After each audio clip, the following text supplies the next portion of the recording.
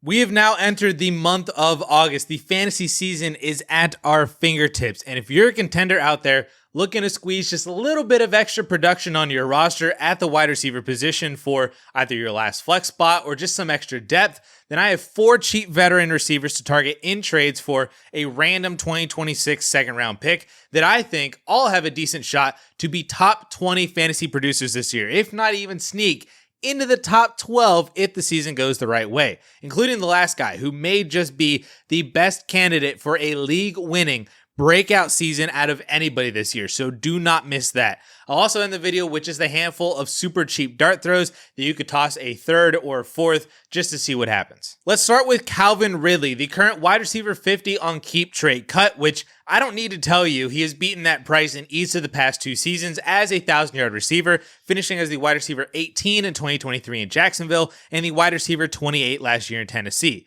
It hasn't always been pretty, but being the wide receiver 1 on a bad team with very little target competition offers a solid weekly floor, plus then the upside of bigger weeks because of explosive plays and touchdowns that we know Calvin Ridley can do. But I do see a path to a much higher ceiling, and that path for Calvin Ridley is centered around the addition of rookie quarterback Cam Ward, who is so much better than the combination of Will Levis and Mason Rudolph. Ward, also a gunslinger, as we all know, willing to take chances on big throws like Levis and Rudolph, but Ward is at least accurate on those throws, and the propensity for turnovers is a lot lower. The way I see it, we have 2 possible ceiling outcomes for Calvin Ridley this year with a rookie quarterback. Both of them are reflections of performances that we saw last year from wide receivers with rookie quarterbacks. The first is being this year's version of Courtland Sutton, which I don't know if people realize this, but Sutton was the wide receiver 15 last year in PPR formats, almost 1,100 yards and 8 touchdowns on 135 targets.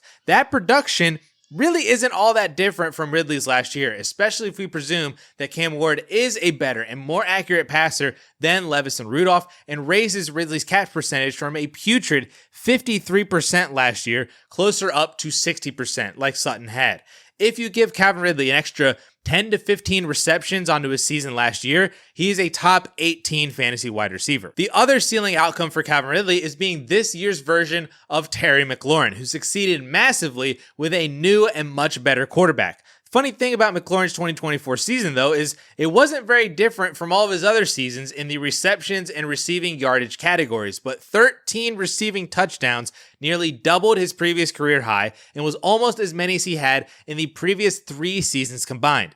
That, plus a 70% catch percentage, led to insane efficiency all over the field, especially in the red zone. So, if Cam Ward is able to elevate this offense to a whole different level, Calvin Ridley would be the primary benefactor of that and could be a league winner at these wide receiver 50-ish kind of prices with higher efficiency, big play capabilities, and more scoring opportunities that you can just have so cheaply for a second-round rookie pick in your Dynasty leagues. Now, I want to turn my attention to the West Coast and the San Francisco 49ers offense, specifically highlighting Jauan Jennings, who was actually ranked 2 spots after Calvin Ridley as the wide receiver 52 on Keep Trade Cut. I don't think people realize how good Jauan Jennings was over the entire year last year. Through 15 games played, he put up almost 1,000 yards and 6 touchdowns on 113 targets. That is a 17-game pace of 1,100 yards and 7 touchdowns on nearly 130 targets, which is essentially the same stat line as Jackson Smith-Njigba, Ladd McConkey, and Garrett Wilson last year. And if you filter his game log down to games that he just played over 60% of snaps, his 17-game pace jumps to 1,300 yards and 11 touchdowns on 150 targets. Essentially, the same stat line as Amon-Ra St. Brown from last year. And the best part about Jennings' production last year is that the offense is basically the same this year as it was last year. So why wouldn't we expect Jennings to just do what he did again from last year? Sure, Christian McCaffrey's going to be back and hopefully healthy, fingers crossed, but I think that he soaks up a lot of the targets that Deebo Samuel left behind from last year. Brandon Ayuk is rehabbing from his ACL injury and is projected to start the year on the PUP list, and who knows how long after that it'll take for him to really get back into form.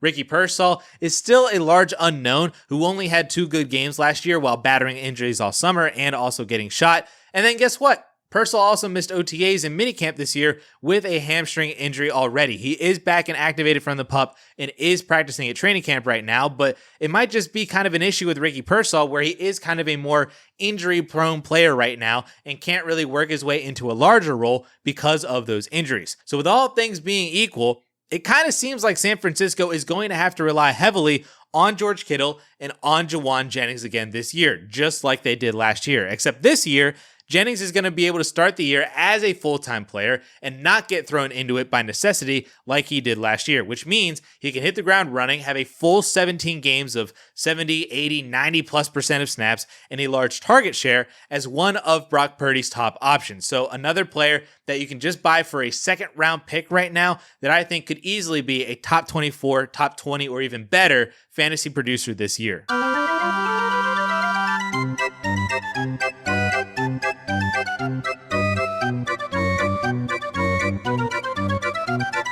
Now, in a very similar vein to Jauan Jennings is Raiders wide receiver Jakobi Meyers, one of the most underrated receivers in the NFL and fantasy football over the last few years. Let's start with the fact that Jakobi Meyers was already the wide receiver 19 in PPR formats last year in Vegas with over 1,000 yards and 4 touchdowns on 130 targets. And he did that while also missing 2 games. Let's also point out that after Davante Adams was injured and then traded, Meyers' 17-game pace without Davante Adams from week 4 on was 100 receptions, over 1,200 yards, and 4 receiving touchdowns. And let's also mention that the Raiders traded for Geno Smith, who is a massive improvement over Aiden O'Connell and Gardner Minshew, and Geno has proven to be able to support multiple receiving options in the same year. And the Raiders are now operating under a new offense under Chip Kelly, who has given us some big fantasy production from receivers in the NFL before. In 2013, with the Philadelphia Eagles, Deshaun Jackson was the wide receiver 10 in fantasy football with over 1,300 yards and 9 touchdowns on 126 targets. In 2014, it was Jeremy Maclin as the wide receiver 9 in fantasy football, also over 1,300 yards and 10 touchdowns on 144 targets. Then in 2015, Jordan Matthews was the wide receiver 17 with 1,000 yards and 8 touchdowns on 126 targets. You want to know the quarterbacks those years in Philadelphia under Chip Kelly? It was Nick Foles, Mark Sanchez, and Sam Bradford. Geno Smith might literally be the best quarterback that Chip Kelly has ever had in his NFL coaching career, and Jakobi Meyers is probably one of the better receivers that he's had as well. I think him versus Jeremy Maclin is a very interesting debate, and Jeremy Maclin put up 1,300 yards and 10 touchdowns in this offense. Now, of course, technically, Brock Bowers is probably the true Raiders wide receiver 1, but they've already shown that they can both be successful together, even in a not-so-great offense. If Geno Smith and Chip Kelly can elevate this team to a higher level, both Brock Bowers and Jakobi Meyers could be huge winners of a more condensed target share with a now 4,000-yard passer. Jackson Smith-Njigba was the wide receiver 8 in fantasy football last year with 1,100 yards and 6 touchdowns, catching passes from Geno Smith as the more PPR kind of receiver on the team. That is Jakobi Meyers. That's what he brings to this Raiders offense and what he can be for fantasy football in 2025. And as I said at the beginning of the video, the 4th player who may just be the best candidate for an absolute ADP smashing, league-winning breakout season in 2025, all the signs are there for Packers wide receiver Jayden Reed. Anybody with eyeballs that has watched Jayden Reed play knows that this dude is far and away the best receiver in Green Bay, and his only issue to this point has really just been volume. For some reason, Jayden Reed has been unable to eclipse 100 targets in a season and has actually posted back-to-back seasons of just 75 touches, that's receptions and rush attempts. On those 75 touches, he totaled over 900 yards and 10 touchdowns as a rookie, then over 1,000 yards and 7 touchdowns as a sophomore last year, a year that Jordan Love played a ton of games injured, and Josh Jacobs scored no less than what it seemed to be like 43 different times. So let's run through all the reasons that I believe Jayden Reed is a massive breakout candidate in 2025. Number 1, we already kind of started to see the breakout early at the start of last year, from weeks 1 through 7 with a healthy Jordan Love for most of those games and Malik Willis for a couple of them. Reed was on pace for nearly 1,400 total yards and 10 touchdowns on 95 touches. He was averaging 15.5 PPR points per game and was the wide receiver 6 over that stretch. He still wasn't getting a ton of volume, averaging just 5.5 targets per game, but that is substantially more volume than what he was getting from week 8 on, when Jordan Love was fighting through a groin injury and Green Bay was winning with Josh Jacobs scoring 2 to 3 times every single week. Green Bay ended the season throwing 100 fewer times in 2024 than they did in 2023, which I contribute to Jordan Love's injuries. I think Green Bay wants to be the team that they were in 2023 and to start the year in 2024, not how they ended last season. And that is only going to be a good thing for Jayden Reed. The second and biggest reason for me, honestly, is I did a little study on year 3 wide receivers, specifically looking at the 22 players since 2010 who posted a 15% or better target share in each of their first 2 seasons, then played at least 15 games in year 3, and what that meant for that year 3 season. Of those 22 wide receivers, 19 of them posted at least a 22% target share in year 3. 16 of them posted at least a 23.5% target share. Jayden Reed, entering year 3, has posted a target share of 15% or more in each of his first 2 seasons. An increase to a 22% target share this year could put Reed somewhere in the 120 target range if Green Bay does get back to throwing 550 plus times like they did to start last year and they did in 2023. A 23.5% target share puts him in the 130s for total targets. That is a massive jump in volume and opportunity for Jayden Reed, and a jump that would not be unwarranted based on his efficiency and talent with the ball in his hands as the Packers wide receiver 1. Nor would that target share jump be unprecedented in over the last few years with other wide receivers very similar to Jayden Reed. For example, Tyreek Hill jumped from a 19% target share in year 2 to a 23% target share in year 3 and had a massive breakout year 3 in Kansas City with 1,500 yards and 12 touchdowns. Prior to that year 3 breakout, Tyreek had been a more low volume but extremely efficient receiver and rusher who was obviously playing behind a prime Travis Kelce, but was also battling for targets with Jeremy Maclin and Albert Wilson and Demarcus Robinson, just all of these guys that weren't really that good, and it was just obvious that Tyreek was so much better than them and just needed more work. Tyreek averaged 11.3 yards per target and 13.5 yards per touch in year 2. Jayden Reed averaged 11.4 yards per target and 13.6 yards per touch in his year 2 last year. Example number 2, Deebo Samuel jumped to a 23% target share in year 3 after a good rookie year than an injured year 2. In year 3, with way more volume, Deebo had his best season of his entire career. It was the Deebo Samuel year, with almost 1,800 total yards and 14 total touchdowns. Again, prior to that year 3 breakout, Deebo was fighting for targets with George Kittle, a rookie Brandon Ayuk, Kendrick Bourne, and aging Emmanuel Sanders, just more guys that it was obvious that Deebo Samuel was better than and just needed more work. As a rookie, in his 1 full season prior to his year 3 breakout, Deebo also posted 10 yards per target, 13.5 yards per touch. Then Deebo Samuel's own teammate, Brandon Ayuk, also had a big year 3 breakout with over 1,000 yards and 8 touchdowns before an even bigger year 4 breakout. But prior to Ayuk's year 3, he had never seen over 100 targets or over 900 receiving yards, but was extremely effective on a per touch basis that once again, it was just obvious that he needed more work because he was just that talented. In year 2, Ayuk averaged 10 yards per target and 13.8 yards per touch. Jayden Reed's biggest Achilles heel to this point has really been snaps in 2 wide receiver sets, but that should change in 2025 with Christian Watson rehabbing from a late season ACL injury, probably not playing all that much this year. Dontavian Wicks, good route runner, but has stones for hands. Romeo Doubs is about as basic of a receiver as they can possibly get, and I would actually argue that the addition of new rookie Matthew Golden, who all of you guys know I am not fond of, is actually a good thing for Jayden Reed because Golden does not have that analytical profile that shows that he can be the focal point of an offense immediately in the NFL, and he also has the ability to disappear within games and just within receiving cores themselves. So my hope is, and we've honestly kind of already started seeing these reports out of training camp, is that Matt LaFleur can be the smart coach that I know he is and just say, hey, Jayden Reed is by far our best player on offense. We should get him more snaps and more opportunities, and I bet good things are going to happen. It's a realization that Andy Reid had with Tyreek Hill, Kyle Shanahan had with Deebo and Brandon Ayuk.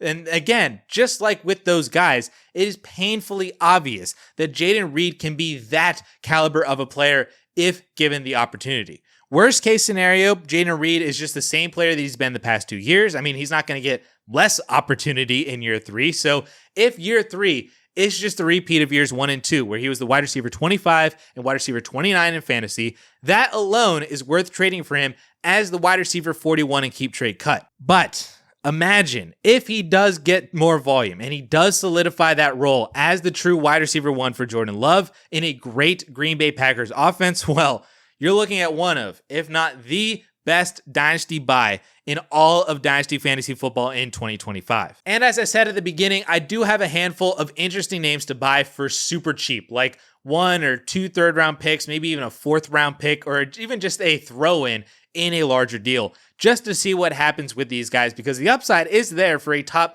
30 fantasy season, but they just need a little bit of help to get there. The first is Stephon Diggs, who is wide receiver 56 on keep trade cut, so he's probably more of like a late 2nd round rookie pick value if you were trading for him straight up, but if you can get him for multiple thirds or even a young wide receiver and a third, I am in on that value for the probability of being the wide receiver 1 in 2025 for Drake May. I do love Kyle Williams a lot, and I do think that he has the upside to be the wide receiver 1, but I think that both wide receivers can be really good with a good quarterback in Drake May. Diggs has the experience, he has the pedigree of elite NFL production, so he's worth a cheap shot in Dynasty if you can get him for that somewhat cheap price as multiple thirds or a third and another throw-in. Now, number 2 is Cedric Tillman, who I did kind of give up on at the end of last year because he missed so many games with a concussion injury. Then I thought for sure that Cleveland was going to draft a rookie wide receiver to pair with Jerry Jeudy, potentially Travis Hunter at that 2nd overall pick, but that did not happen at all. They still have a massive quarterback issue.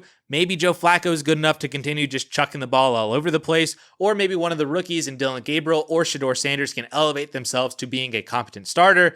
Regardless of all that, Tillman still looks like he's at least the wide receiver 2 or even still the 1B with Jerry Jeudy, and he had the production in a small sample size last year, plus the measurables and athleticism to be a fantasy relevant player.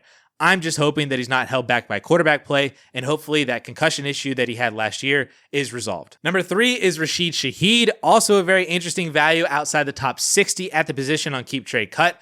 All reports out of Saints training camp are that he's healthy and getting usage in this new Kellen Moore offense, very much like what we saw last year before the injury when he was effectively the Saints wide receiver 1 over Chris Olave, or at the very least operating in a 1A, 1B situation. I talked about the quarterback issues for Cedric Tillman and the Cleveland Browns. Shaheed's issues are way worse than that in my opinion, but hey, maybe Tyler Shuck is good or at least decent enough to support a couple solid fantasy receivers, which would include Rashid Shaheed. And then to just take darts on possible production and roles, I like taking the shots on Josh Palmer of the Buffalo Bills, Calvin Austin of the Pittsburgh Steelers, Torrey Horton of the Seattle Seahawks, Jermaine Burton of the Cincinnati Bengals, and Adam Thielen for the Carolina Panthers. These guys should cost at most a 3rd round rookie pick, and that's if you're really into one of these guys. I'd honestly bet that you can get them for a 4th round pick, or better yet, just throw them in on the end of a deal instead of paying for them outright.